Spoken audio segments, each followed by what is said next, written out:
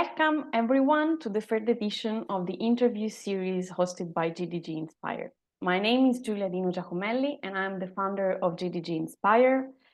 Every month we deliver the Stratcom PO, our newsletter that features one interview with an expert and one review of a specific strategic communications related matter. This month we have invited Yves Stevens, who's the spokesperson of the Belgian Crisis Center, as well as the chairperson of the Crisis Communications Network.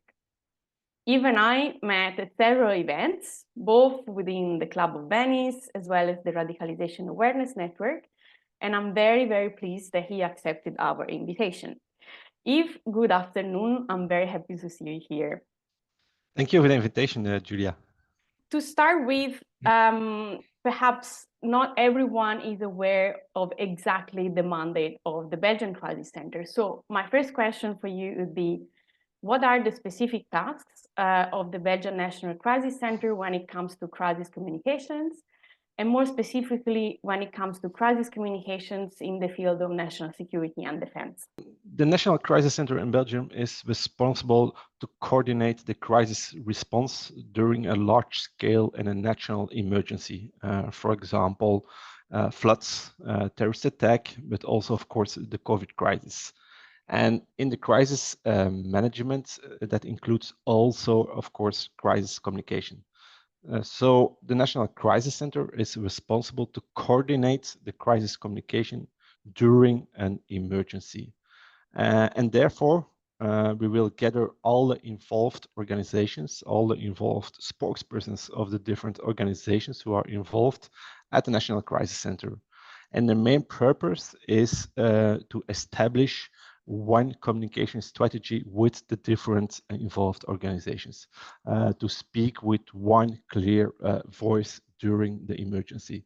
So we are responsible for the coordination, the national coordination of the crisis communication during an emergency.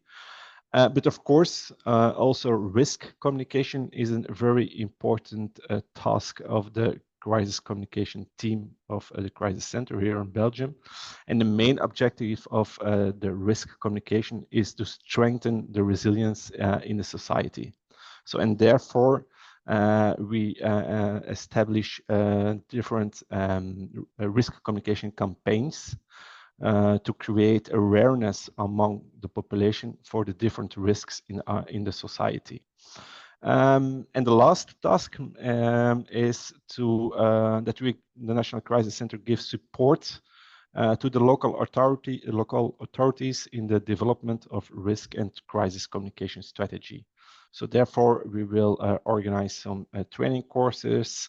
We have also a national support team that can give support during a crisis to the local authorities. You mentioned that in times of crisis, basically you gather all the relevant authorities to develop a communication strategy. Do you have like a sort of general framework or protocol for, crisis communications, and then you have a sort of specific ones when a crisis hits that you decide really, live, so to say, or a mix of both, or just one of those? Can you clarify this? What we have is a methodology. We have a methodology, and that is very useful for us during every kind of crisis. For example, we used this methodology during the COVID crisis, but also during a terrorist attack. So it's not a plan; it's a general methodology. And every one of the team, but also every one of the involved organizations are very familiar with this methodology. And this methodology gives structure in a chaotic situation, because everyone knows exactly his role during the crisis and during the crisis communication.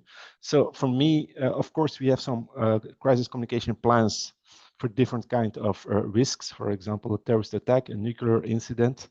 But for me, the most important is the methodology, because it's a well-known methodology. Everyone knows exactly his role. And my experience is that it gives structure in a very chaotic situation. And that's why we also organize some workshops and training courses regarding this methodology. So also on the local level, they use the same methodology. As I was saying in the introduction, beyond your work at the National Crisis Center, you also chair the Crisis Communications Network, CCN. Can you tell us also a few words about, the network itself, but also what are the activities? The Crisis Communicators Network is an informal network of crisis communicators on the European level. It's linked to the European Council, and it gathers all the European crisis communication experts from the different member states. And the main objective is to share experiences, to share best practices, with the colleagues from all over Europe. So, for example, we discussed last month or last few months disinformation regarding the EU elections. So the main objective, the main is to share those experiences because everyone is struggling with the same challenges. For example, disinformation, but also building up resilience. So it's the main objective is, okay, let's share those information. Furthermore, the Crisis Communication Network can also give communication advice to the IPCR, and IPCR stands for the Integrated Political Crisis Response. So on demand, if there's an activation of this European let's say, not a project, like European platform, yes, the CCN can give on-demand communication advice. That is what we did during in the weeks before the European elections. So I'm now I share this informal network almost 2 years. And it's very inspiring to discuss with all the different colleagues from all over Europe, because everyone, like I already mentioned, everyone is a little bit struggling with the same challenges, communication challenges. So what we see is that everyone is now share their information, share their experiences, and that's really inspiring, not only for Belgium, but I think for whole Europe. As you have just proven, you have an extensive experience and expertise in multilateral settings. I hope it's not a too academic question. It doesn't want to be, at least. But is there an agreement at the EU level, at least at the EU level, on what a crisis is? So you mentioned, for example, the IPCR. I would expect that to activate it, you need to have a common understanding of what a crisis is. So question for you is there a common understanding? And if not, what are the differences across the member states, if you can share? The IPCR can activate the platform if there is a crisis, a cross-border crisis in Europe, for example, the situation in the Middle East. So the IPCR has been activated. But of course, and that's very important, crisis management and also crisis communication is still a national responsibility. So every member state is still responsible to work out its own communication strategy, crisis communication strategy, and also his own crisis management. And we all know that crises don't stop on the borders. For example, COVID is a very good example. All Europe was hit by the COVID crisis, and there was also coordination on a European level, but still every country was responsible for its own crisis management. And for the citizens, it was sometimes very difficult to understand that in every country there are other restrictions. Also, the virus and the risks of the virus in all the countries the same. So yes, there is a coordination on the European level, and there's also a definition of a crisis. But still, and that's very important to underline, it's crisis management and crisis communication is still a national responsibility. But with the Crisis Communicators Network, we try to coordinate those the European response regarding crisis communication. So if you like, the CCN kind of operates a sort of standardization of what a crisis is in an informal manner. Yeah, it's yes, like you mentioned, it's informal. We can give examples, we can share best practices, we can coordinate, but still it's the responsibility of every member state to work out its own crisis communication strategy. You have long experiences long experience in these fields. I wonder whether you have observed in the years an evolution of the concept of crisis, and if so, how? Yeah, and if you can provide examples of how you saw that changing. Our society changed very fast, and that means that also the risks in our society are changing. For example, the risks of 20 years ago are not the same than the risks nowadays. For example, 10 years ago, there was a really terrorist threat with Daesh. There's still a terrorist threat. But nowadays, what we see, the most important threat is maybe the impact of climate change.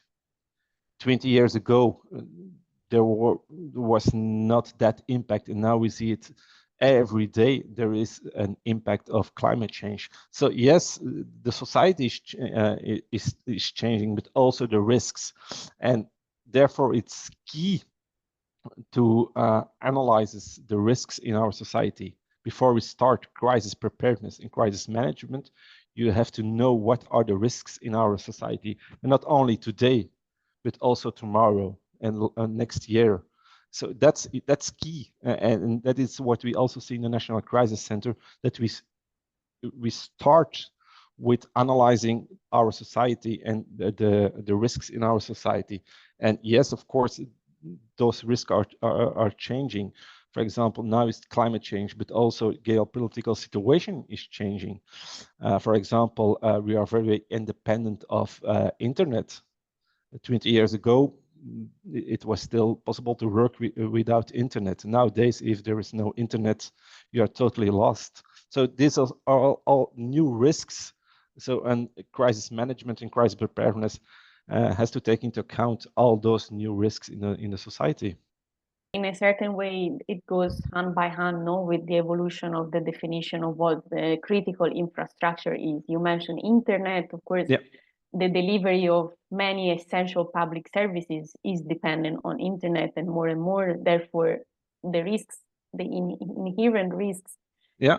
For example, related to cybersecurity, Absolutely. I would expect that they also acquired a different importance over the years. The more we are depending on digital services, the more cybersecurity comes into play. Yeah. And I guess this is where your work is very relevant, because we need a lot of resilience and we need a lot of awareness raising within society, because it also depends on us, Yeah. whether our systems are penetrable by malign actors. Absolutely. You have mentioned a bit the preparedness, and if I read your words, I mean, what you have just said as first thing is have a clear understanding of the risks, of societal risks today, and so have also a foresight function to prepare for what's coming next. You've also mentioned that, so therefore some of those are predictable, some of those are unpredictable. How can, in an ideal world, organizations like yours prepare for something that it's partially predictable or partially unpredictable? I think first of all, there should be awareness in your organization, and crisis preparedness should be part of your daily work. It should be embedded in your daily work. There are a lot of organizations with their crisis communication plan. It's just a map, and it's somewhere in your office. But I think the main challenge is to embed crisis communication, the crisis communication strategy and the methodology in your daily work, embedded in your daily work. What does this mean in practice? What does it mean in practice? For example, use the tools in your daily work. If you have an alerting system, for example, and you use your alerting system just once or twice in a year, I guess it will take some time and it will create a lot of stress. But if you can use this alerting system also for other purposes, it will reduce the stress level during a crisis, because it's just a tool that and you are you know the tool very well. So that is really embedded in your organizations. For example, with my team, we do every month a very small exercise, a drill, very a drill of, I think, maybe less than 1 hour, with basically very basic questions or very basic tasks. For example, publish a text on a website. Okay, it sounds very stupid and very basic, but not everyone has skills to do this every day. So that's embedded. Create a culture of preparedness and crisis management. That's the first step. The second step is what I'll already mentioned. I don't believe really in crisis communication plans. I believe in a methodology, a strategy that will gives you a structure during an unforeseen incident, and that's for me key. A plan, it's okay. It's most of the time it's a legal obligation to have a plan, and it can be useful. But for me, the most useful document is our strategy, a common strategy, and that creates a lot of reduce the stress level during a crisis. You have gone through different crises in your role, from natural disasters to terrorist attacks. As a crisis communicator, what are the 3 lessons learned that you want to share today? The most important is take care of the well-being of the staff members. Staff members of the crisis communication team are not first responders, and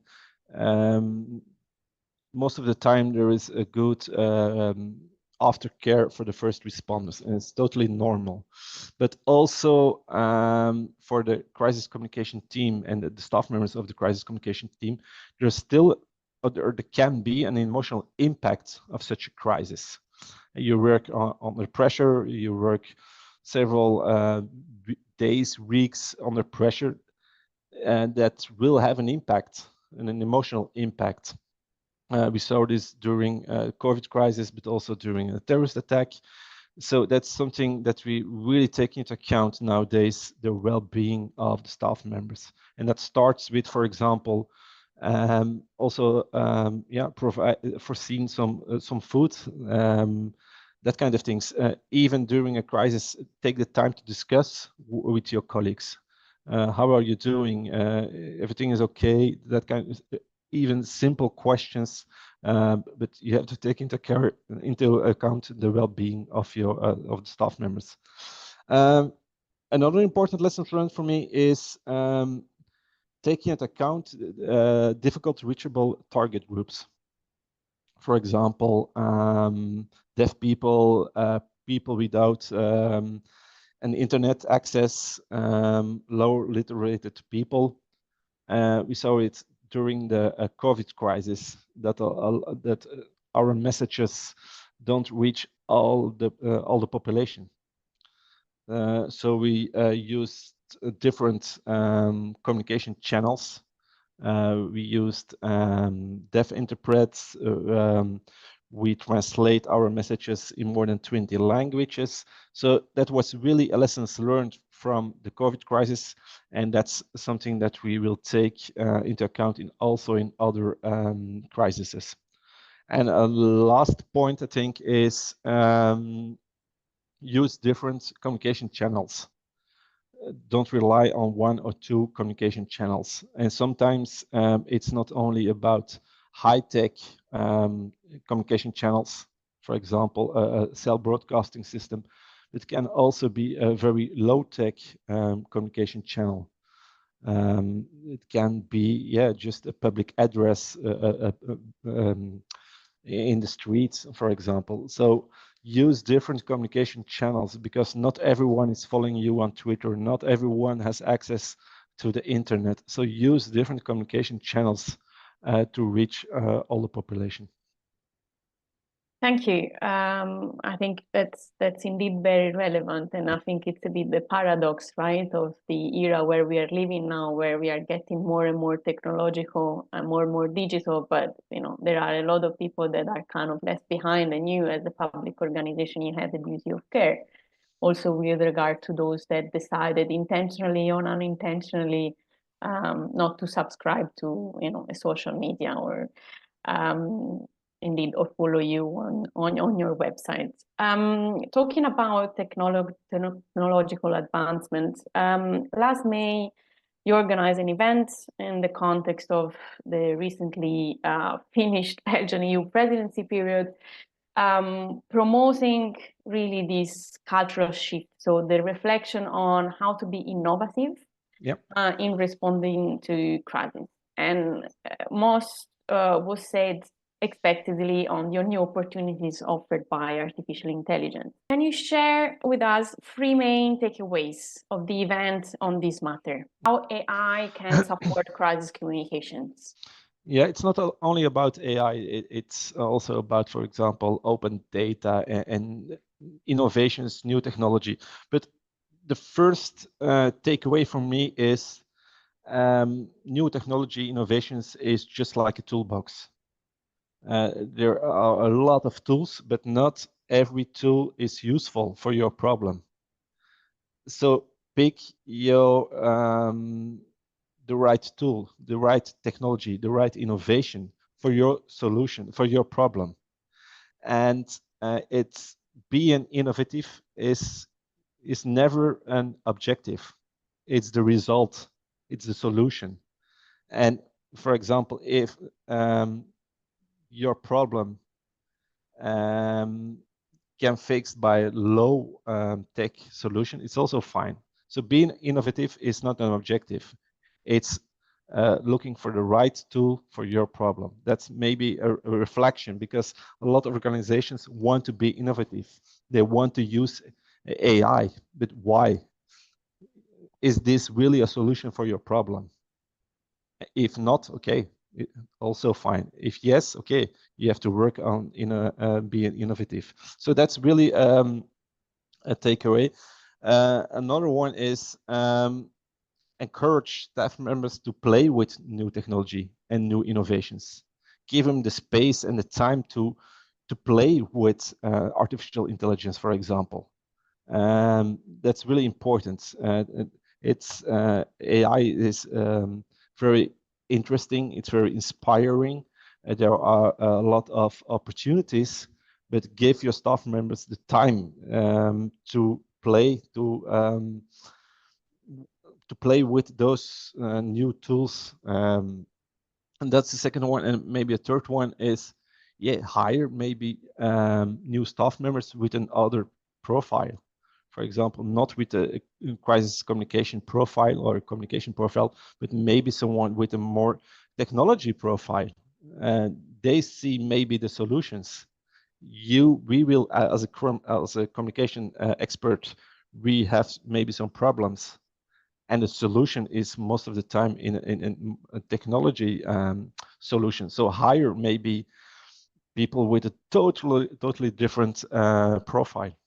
There is a communications challenge in the second takeaway, in the sense that so you were mentioning the ability for staff members to play with the tools. Yeah.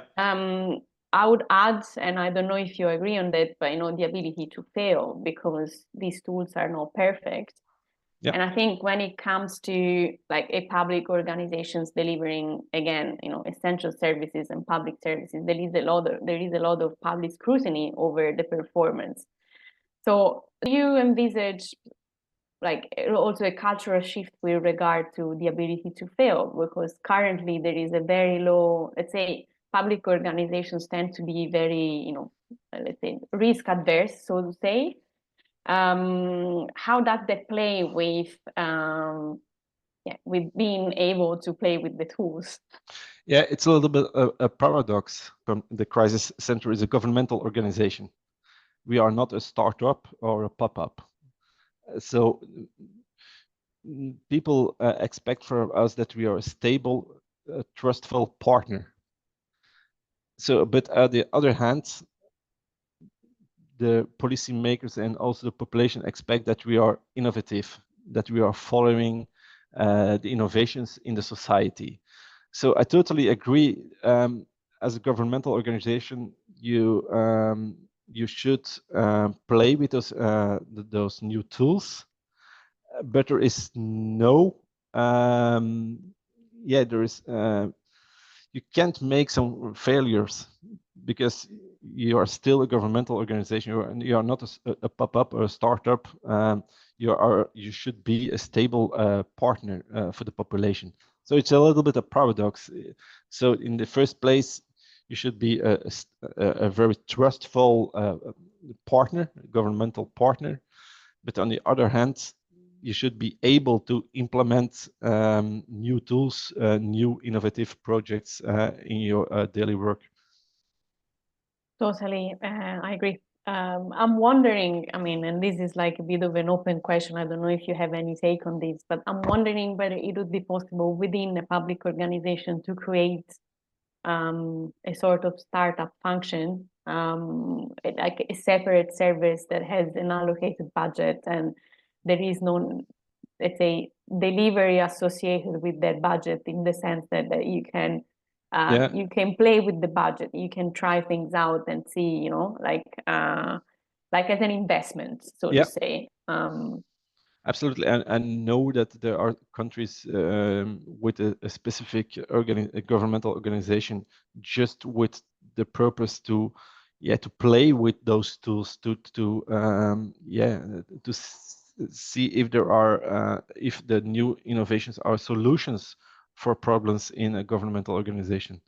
So that's absolutely very useful to work like in this way. Before we say goodbye, I always ask the interviewees whether they want to share any material that they have come across in their lives, books, podcasts, movies, whatever, that has been particularly helpful for you and that you'd like to recommend. Yeah, there are a lot of good standard books on crisis communication, but in Dutch. So I don't think that's really so interesting for our Dutch audiences. But there are of course a lot of good books, and I recently reread the book The Politicus of Crisis Management, and it's about public leadership under pressure, and it gives you a very good insight how policymakers deal with crises and how crisis communication is key for policymakers. It makes you understand policymakers during a crisis. So I can share absolutely the title of this book. It's really gives a very good insight in the policymakers during a crisis. Thank you. We accept the recommendation. We thank you for sharing your insights with us, and see you soon. Okay, see you. Bye. Thank you for the invitation. Ciao. Bye.